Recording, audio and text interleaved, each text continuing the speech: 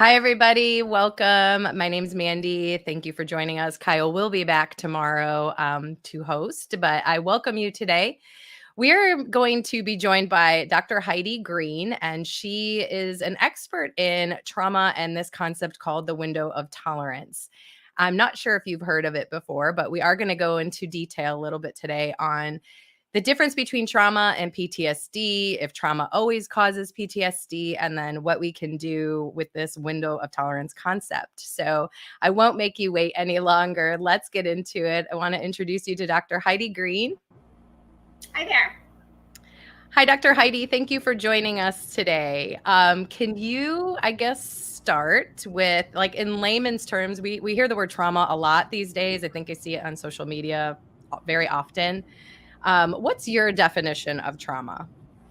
This is a really important question because so many people are working off different definitions of the word trauma. And many of us are led to believe that trauma only includes what we call in the field single incident trauma. These are big traumas that happen like a sexual assault or a terrible car accident, or some of these kind of life-altering events, and that is a type of trauma, but it isn't the entire definition of trauma.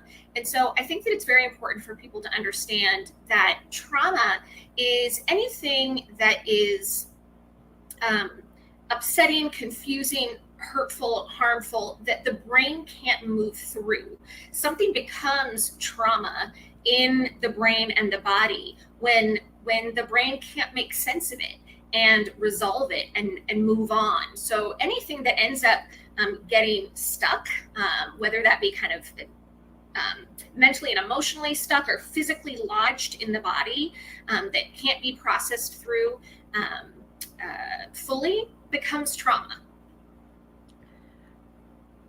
Well, thank you for taking the time to explain the difference between that, because I do think there is that misconception. I'll be fully transparent here in that I did get a CPTSD diagnosis years back. I had childhood abuse, sexual abuse for many years, but I didn't, because I wasn't in a war or this significant, one-time car accident like you mentioned, or something tragic. I didn't even equate that could possibly be trauma. I just thought it was this unfortunate thing that I went through and that I had to kind of work through in therapy.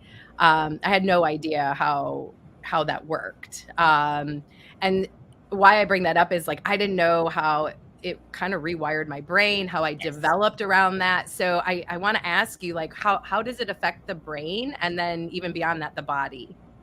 So this is great. I'm glad we're talking about this, because what happens for many people, especially people who have, rather than what we sometimes refer to as big T traumas, have all these little t traumas, all these kind of smaller, if you will, traumas that happen repetitively over time. And those kind of traumas can sometimes be even more damaging to the brain and to the nervous system, because the brain never gets to recover from it. It just keeps occurring over and over and over again. So in your case, obviously sexual trauma, that's a really big deal, but even things that are smaller sometimes, like if you were a child that got bullied at school, if you were a child who had a very critical parent, or who had caregivers in the home who argued all the time. These are things that are quite traumatizing on a small, on a young person, on a developing brain and a developing body. And as a child, these things can, when they keep happening over and over again, they can start to create our template for the world, our template for how we see ourselves and how we see others and how we see ourselves in relation to others.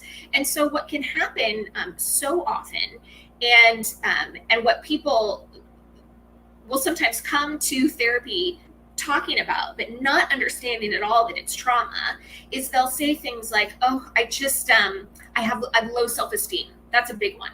Or I'm depressed or anxious, right? And they have no idea that these things are actually coming from earlier life traumatic experiences. But when, for example, you have, I'll use the critical parent as an example. If you have a critical parent and the message that you're getting, even if they're not specifically saying you're not good enough, you're going to develop a belief about yourself that you're not good enough. And that belief is going to color all the experiences that you have as an adult. And it's going to be getting reinforced over and over again. And so, again, this is how trauma can kind of lock your brain into an idea that later ends up being expressed as depression, anxiety, physical complaints, an activated nervous system, stomach complaints, migraines. I mean, these are all the ways that we see people expressing trauma, even when they don't know that trauma is what's underpinning the things that are going on for them.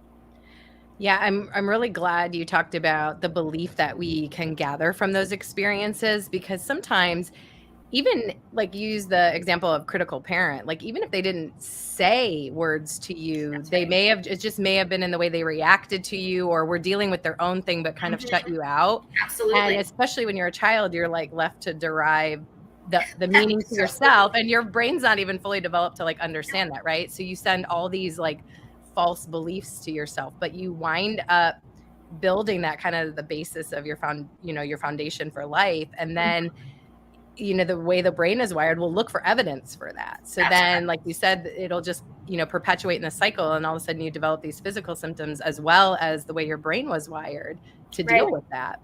So does trauma always lead to a PTSD or CPTSD diagnosis, or like, what's the difference? Because Yeah. they're used so interchangeably. So the answer is no. Short answer is no. Longer answer is that trauma can result in a myriad of diagnoses. And this, again, is why it can be confusing for people. Because sometimes what somebody will end up getting is a diagnosis of depression or anxiety. Sometimes they will get diagnoses that are personality disorder type diagnoses. Borderline personality disorder is a great example of a personality disorder that often is underpinned with trauma. Even things like eating disorders, very common for trauma and eating disorders to correlate. So it's interesting because we're all so unique, and the way that our brains and bodies respond to trauma are all different. So sometimes people develop PTSD, and usually, well, not usually, always, as part of the criteria for PTSD, there has to be that element of believing that your own life or physical safety is in danger, or the life or physical safety of another person. So there's that physical component that is a requirement for PTSD, and that's not necessarily true for all these other diagnoses that can be trauma related. Again, if we're going back to the critical parent, you probably don't believe that your parent is going to physically harm you, but the emotional damage that is coming out of that is so severe that it results in some other types of mental health conditions or physical health conditions that aren't necessarily labeled as trauma, which is why people can be confused about whether or not they even had trauma. Right, right. There's so much overlap, I think, definitely, and it is hard to sort out. And I feel like the younger that maybe that occurred, Absolutely. the harder it is to unweave the the web that it is. Without doubt. So, I've heard the term. I think many viewers that are watching have heard the term. But can you explain what the window of tolerance is and what that has to do with trauma? Yeah. So the window of tolerance was a concept that was created by Dan Siegel. He's a professor of psychiatry at UCLA. He's written a lot of really great books about mindfulness and mental health. And so he created this concept that is essentially your window of tolerance is basically anything that you can, problems that come into your life, issues that come into your life that you can handle. So if you imagine yourself looking out a picture window, right? And so here's your window, and everything that you can see out that window are all the things that, if they happen, even if they're not great things, you can stay calm, you can stay grounded, you can handle those issues. So what we worry about is when people get outside their window of tolerance. And there's two different ways that you can get outside your window of tolerance. One is hyper arousal, and one is hypo arousal. So in hyper arousal, you are this is where you might feel like you're having a panic attack, or you're getting really angry and agitated. This is where your nervous system really starts to overactivate, and you become you're feeling physically and emotionally overwhelmed. So hyperarousal is that overwhelmed state that happens. And then hypoarousal is when your nervous system and your brain start to shut down. So this is where you feel numb, disconnected. You might describe that you don't feel anything, and you're not really able to process what's going on because you're in that shutdown state. You're not able to solve problems effectively. You're more likely to just kind of hole up in your little cave and not deal with what's going on. And so what we want is for people to be able to stay physically and emotionally and mentally regulated enough that when things come their way, they're able to manage whatever it is that's going on. They're staying within their window of tolerance. Thank you for taking the time to explain both of that. In a sense, it sounds to me a lot like fight or flight. Are they related at all? Is what, like, hyper arousal kind of sounds, like I'm really anxious, and Yep. and then hypo kind of sounds like maybe more like fawning or freezing. Right. Okay. Yeah. So similar concepts, yeah. And what I like about what Dan Siegel created is that he's also got there's some nice infographics for it. And so sometimes it can be helpful to think about the window of tolerance, because you can kind of think of it as like a scale, right? Like if I'm in my window of tolerance on a scale from maybe like 0 to 10, I'm feeling sort of 4 through 6, right? And I can check in with myself and see, like, am I somewhere 7 to 10? Am I feeling hyper arousal, or am I somewhere 0 to 3 feeling hypo arousal? And so, yeah, the concepts are similar, different ways to kind of describe and visualize and think about it. I like the window of tolerance because it gives you kind of an ability to do a self check-in and kind of gauge where you are when you understand what that window looks like. Yeah, I'm guessing this is a good practice in self-awareness, just kind of monitoring when these things come up. What are some signs that we're within our window of tolerance? Great. Okay. So when you are within your window of tolerance, you're feeling pretty calm, even if something is going on that's quite unpleasant. You're not feeling like, oh my gosh, I can't handle this, like this is horrible, and you're not having that kind of really elevated reaction to what's going on. And you're also not feeling underwhelmed either. So it's kind of this idea of overwhelm versus underwhelm. Are you feeling more activated than you would like to feel? Or are you feeling less activated than you think is probably appropriate to the situation? And so when you're in your window of tolerance, when things happen, even if you still feel, mentally and emotionally stressed, even if you are feeling some physical expression of that stress, because that's normal, right? When unpleasant things are happening, you're going to feel it physically, you're going to feel it emotionally. So it's not like, oh, I'm cool as a cucumber and I'm not feeling anything. It's just that you can handle what you're feeling, and you can still respond to the situations that you're in appropriately. So that overwhelm or that underwhelm isn't interfering with your ability to stay wise in the moment and handle what's going on in an appropriate and effective way. I like that. And I'm sure there's strategies that, we can practice to do that. What are some signs that, I know you touched on this a little bit, but that we're not in our window of tolerance? So, maybe obvious signs, but also some subtle ones. Mm. So if you are, so let's kind of break it down between I'm in hyperarousal and I'm in hypoarousal. Sure.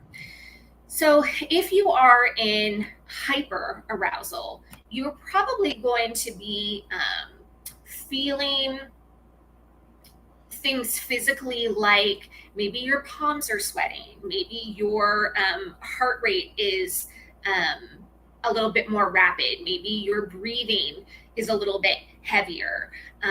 These are the kind of more subtle physical signs that you might be entering into a state of hyperarousal. And this is actually the right time to start intervening before you've gotten to a point where you're completely overwhelmed and you're either yelling at somebody or you're crying hysterically or you're just in some way freaking out and not able to handle what's going on. So when you feel those kind of initial more subtle symptoms that say, I might be inching towards the end of my window of tolerance, this is where you can do things like take some deep breaths, go for a walk, turn on some soothing music, maybe place your hand on your heart and give yourself a few positive affirmations.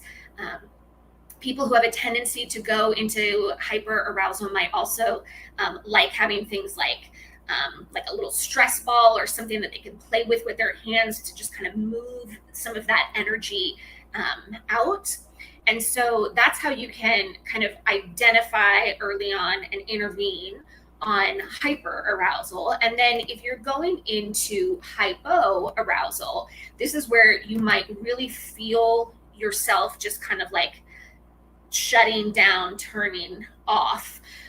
This is where you might notice yourself saying things like, I don't know what to do. There's nothing I can do. This is terrible and it's not solvable. So there's this real sense of there's nothing left to do but shut down. It reminds me a little bit of, this is a little bit of a morbid example, but I think it's a good one. When we're watching nature shows and we see a predator animal take out a prey animal, what you will notice is once that prey animal gets a hold of or once that predator animal gets a hold of the prey animal immediately goes into that freeze response. And they stop fighting, body goes into freeze, and that actually makes their demise a little easier on them.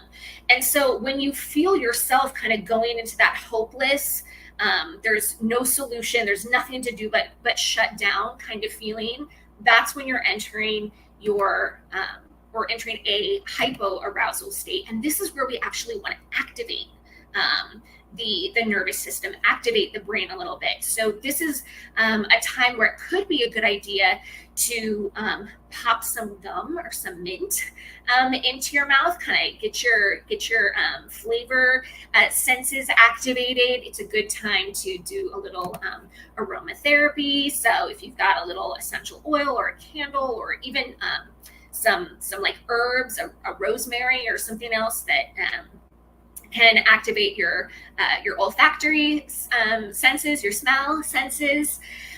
That's a great idea. Again, kind of activating yourself physically. So if you can do a few jumping jacks or just get your body moving.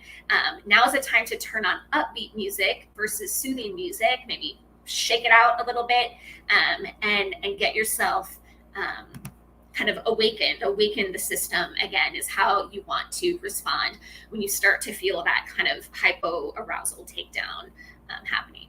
Yeah, I like that you explained both and kind of symptoms of both, because I know that I can resonate with both ends of the spectrum. Like being a single mom, sometimes there's a lot to do, Oh yeah. Oh yeah. and sometimes it does feel very overwhelming, and Mhm. you can kind of get anxious and have to remind yourself, like, calm down, it'll get done. Right. And at other times you just feel that overwhelmed, where you're like, whatever, I'm done with today. Like, I'll Yep. just put it on the shelf till tomorrow. And so I think that was really helpful, because again, like, the more aware we are of where we're at and how we typically respond, or maybe we respond hyper arousal to certain things but hypo to other things, Correct. I think that's just really imperative to be mindful of, if we want to transmute that and kind of work through it. So in our MedCircle library, we do have many series on trauma and PTSD, as well as some of the therapies, body-based therapies, such as somatic experiencing, Mhm. EMDR, that are typically paired with, trauma treatment. Yes. So I guess we probably know the answer to this, but maybe you can go into more detail explaining it. But how does trauma affect our window of tolerance? And can we improve this over time, or is it just set for life? Great question. So, this is interesting because trauma is disruptive, in so many ways, and it does disrupt our window of tolerance. And it can disrupt it in one of two ways. So one is where our window of tolerance becomes too large. So I'm also a survivor of childhood trauma, and my window of tolerance was way too big, which basically meant any kind of crazy chaos could be going on, and I'd be like, it's fine, it's okay, well, I'll figure it out, I'll handle. It's like that meme where Yeah, like everything's on fire, and, and the person in the meme is like, I'm fine, everything's fine. exactly. So for people that have really chaotic early life experiences, sometimes their window of tolerance is just way too large. We actually want to help them um, shrink the window of tolerance so that they are able to have better boundaries, so that they're able to better protect their own peace and sanity from the chaos of things that are going on around them. So that's one way that it can impact you. And then the other way that it can impact you is that you have a very small window of tolerance, and even things that are kind of typical life stressors can become very overwhelming. And so with people who have a small window of tolerance, we're looking to help them build build their tolerance for distress, and become more capable of handling different types of kind of typical adversity without going into an overwhelm or a underwhelmed state. Yeah, that's really good to note. I feel like sometimes, when we're struggling with things, we can just feel like we're doomed and it's never going to get better, and that Right. we can't adjust it. And I know over time, my window of tolerance, I was much like you. Like, I had kind of this big window, where I was just kind of like, whatever. I almost thrived in chaos. Ah, yes. Um, and then there were other times that it was like, this is just too much. And this feeling is very familiar to my nervous system, of like having Yes. too much to do, not feeling